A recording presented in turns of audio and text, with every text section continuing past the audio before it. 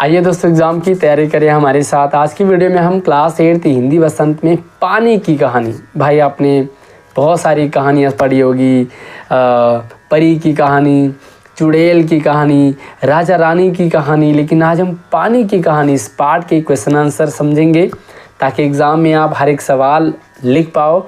बिना देरी के आगे बढ़े उससे पहले वीडियो को लाइक और अपने दोस्तों को शेयर कीजिएगा। आपका लाइक, आपका प्यार, आपका शेयर करना हमें मोटिवेट करता है और अच्छी अच्छी वीडियोज़ आपके लिए लेकर के आते हैं। चैनल को सब्सक्राइब जरूर कीजिएगा ताकि कोई भी अपडेट आपसे मिस ना हो सके। एसएससी की आप तैयारी कर रहे होंगे तो एसएससी से रिलेटेड भी आप हमारे चैनल पे तैयारी कर सकते हैं। देखिए पानी की कहानी बहुत इंटरेस्टिंग तरीके से लेखक ने, पानी जो कि बोल नहीं सकती फिर भी उसने अपनी लंबी चौड़ी कहानी बताई है। बहुत मज़ा आ जाता है चैप्टर पढ़ के। आइए देखते हैं पहला सवाल है लेखक को ओस की बूंद कहाँ मिली। बहुत प्यारा सा सवाल है और ये एग्जाम में कई बार आ जाता है। ओस की बूंद कहाँ मिली? तो लेखक रास्ते से जा रहा था, उसके रास्ते में एक बेर का पेड़ था और उसी बेर की झाड़ी से वो ओस की बूंद मिली, है ना। तो इस तरह से सिंपल सा आंसर है। क्या लिखेंगे? लेखक को बेर की झाड़ी पर ओस की बूंद मिली। बहुत प्यारा सा सवाल है, प्यारा सा आंसर भी है।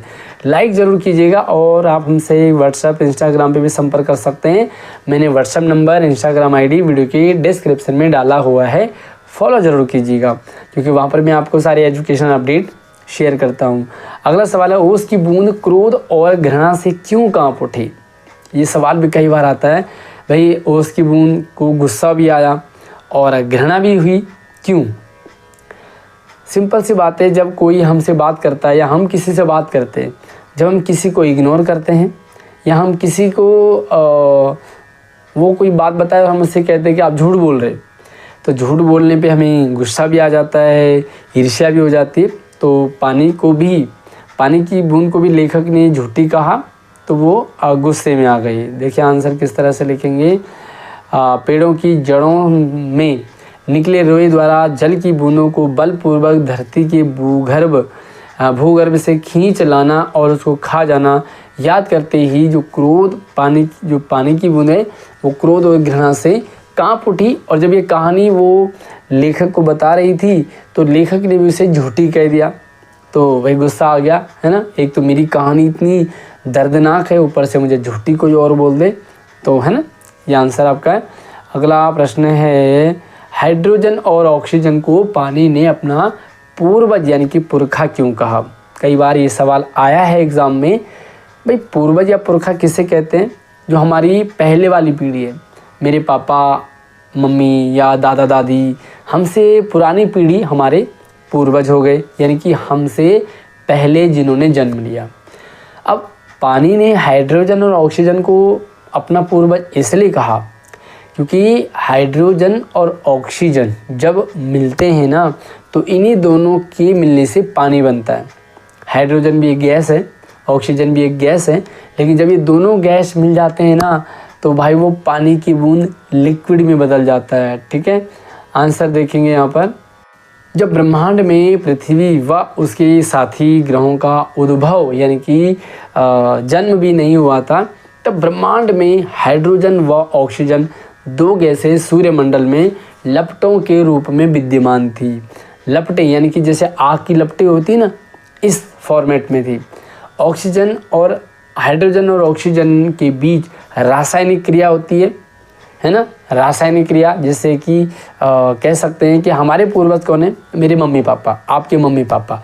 जब आपके मम्मी पापा यानी कि पानी, हाइड्रोजन, ऑक्सीजन के बीच में रासायनिक क्रिया होगी ना, तभी आपका हमारा जन्म होगा। हालांकि ये रासायनिक क्रिया नहीं होती है, दोनों के संयोग से पानी का जन्म हुआ, इसलिए बूंद ने इन दोनों को अपना पूर्वज कहा है।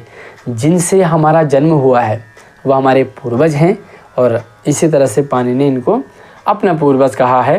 जैसे कि आपके मम्मी पापा आपके पूर्वज हो सकते हैं क्योंकि आपके मम्मी पापा से ही आपका जन्म हुआ है। सिंपल सा है।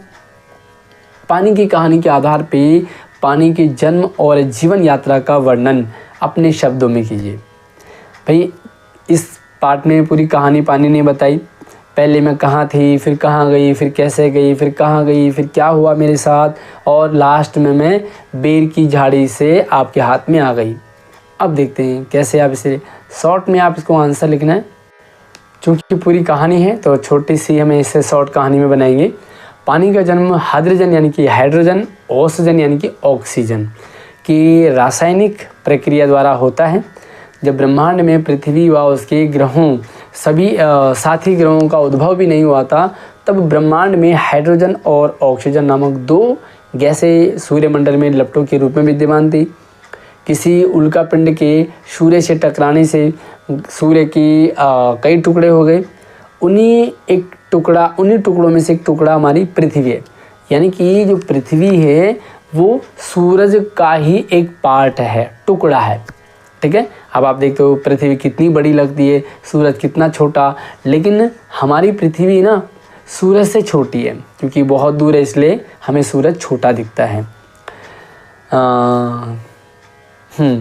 उन्हीं टुकड़ों में से एक टुकड़ा पृथ्वी उत्पन्न हुआ और इसी ग्रह में ऑक्सीजन और हाइड्रोजन के बीच रासायनिक क्रिया होती है और दोनों के संयोग, दोनों के मिलने से पानी का जन्म हुआ।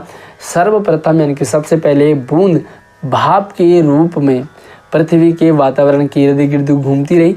तत्पश्चात ठोस बर्फ के रूप में विद्यमान हो जाती है। समुद्र से होती हुई गर्म धारा से निकल करके ठोस रूप को त्याग करके जल के रूप में धारण कर लेती है और बेर की झाड़ी पे आती है और बेर की झाड़ी से लेखक के हथेली में आ जाती है। पूरी कहानी शॉर्ट में हमने समझ लिया। कहानी के अंत व आरंभ के हिस्से को स्वयं पढ़ करके देखिए और बताइए कि ओस की बूंद लेखक को आप बीती सुनाते हुए किसकी प्रतीक्षा कर रही है। भाई शुरुआत में कहानी हुई कि पानी की बूंद आई और वो लेखक से कहती है कि बस थोड़ा सा टाइम मुझे आपके पास चाहिए, उसके बाद मैं चली जाऊंगी, है ना। तो किसी चीज़ का इंतज़ार कर रही थी, अंत में भी इंतज़ार कर रही है। भाई पानी जो ऑक्सीजन जो पानी लिक्विड रूप में जब तक सूरज नहीं उगा है तब तक ये लिक्विड फॉर्मेट में होती है। जैसी सूर्योदय होता है, सूरज की तेज़ किरणें इन पे पड़ती हैं तो ये धीरे धीरे छोटा छोटा गायब होकर के भाप रूप में बदल जाती है। तो इस किसकी प्रतीक्षा कर रही है? सूरज के उगने का। आइए देखते हैं आंसर। कहानी के अंत और प्रारंभ में के हिस्से को पढ़कर के यह पता चलता है कि ओस की बूंद सूर्य उदय होने की प्रतीक्षा कर रही थी। अगला है, समुद्र के तट पर बसे नगरों में अधिक ठंड और अधिक गर्मी क्यों नहीं पड़ती? जो समुद्र के किनारे जो नगर बसे हैं, जो जगह बसे हैं, जो गांव बसे हैं, वो न ज़्यादा ठंडे होते हैं न ज़्यादा गर्मी होती है। ऐसा क्यों होता है? क्योंकि समुद्र के तट पर बसे नगरों में अधिक ठंड और गर्मी नहीं पड़ती है, क्योंकि वहाँ का वातावरण सदा नमी होती है, एक जैसा वहाँ का वातावरण होता है। आप देखोगे तो जो भी समुद्र के किनारे जो भी जगह हैं, जैसे साउथ में गोवा वगैरह चले जाओ, है ना, तो वहाँ पे आप देखोगे सर्दी गर्मी एक जैसी रहती है। आप मुंबई में जाओ तो मुंबई का मौसम लगभग एक जैसा सा रहता है, क्योंकि समुद्र के किनारे बसा हुआ है। ना ज़्यादा सर्दी लगती है ना ज़्यादा गर्मी लगती है। अगला है, पेड़ के भीतर फव्वारा नहीं होता तब पेड़ की जड़ों से पत्ते तक पानी कैसे पहुंच जाता है? इस क्रिया को वनस्पति शास्त्र में क्या कहते हैं? भाई पेड़ की जड़ से पानी धीरे धीरे और टॉप में चली जाती, पत्तों में कैसे जाती है, तो इसको वनस्पति शास्त्र में क्या कहते हैं? आइए यहाँ पर पूरा देखते हैं। पेड़ के भीतर फव्वारा नहीं है, न ही कोई चुंबक है जो खींच रहा है, तब पेड़ों की जड़ों से पत्ते तक पानी पहुँचता है, क्योंकि पेड़ की जड़ों व तनों में जाइलम और फ्लोएम नाम की जो वाहिकाएं होती हैं, जो पानी जड़ों से पत्तियों तक पहुंचाती हैं। प्रक्रिया होती है, सिस्टम होता है, धीरे धीरे जाएगा। इस क्रिया को जो वनस्पति शास्त्र में संवहन यानी कि ट्रांसपायरेशन कहते हैं। ठीक है, सिंपल सा है, थोड़ा सा आपको ये याद करना पड़ेगा। तो ये थी पूरी पानी की कहानी और उसके सारे क्वेश्चन आंसर। आई होप आपको चैप्टर भी समझ में आया होगा और इसके क्वेश्चन आंसर भी आप एग्ज़ाम में ज़रूर लिख पाओगे। वीडियो से संबंधित एक प्यारा सा कमेंट आप ज़रूर करें कि आपको हमारा चैनल, हमारी वीडियो कैसी लगती है, हमारा पढ़ाना कैसा लगता है। आपको और दूसरे सभी चैप्टर्स की वीडियो के लिंक मैंने डिस्क्रिप्शन में डाले हैं, जा कर के देखिए और पूरे नंबर लाइए। अगली वीडियो में मिलते हैं, तब तक आप चैनल को सब्सक्राइब कीजिए, क्योंकि आपका हमारा जो सफ़र है वो और आगे यानी कि लंबे टाइम तक चलता रहेगा। अगली वीडियो मिलती है, तब तक आप अपना ख्याल रखिए। जय हिंद।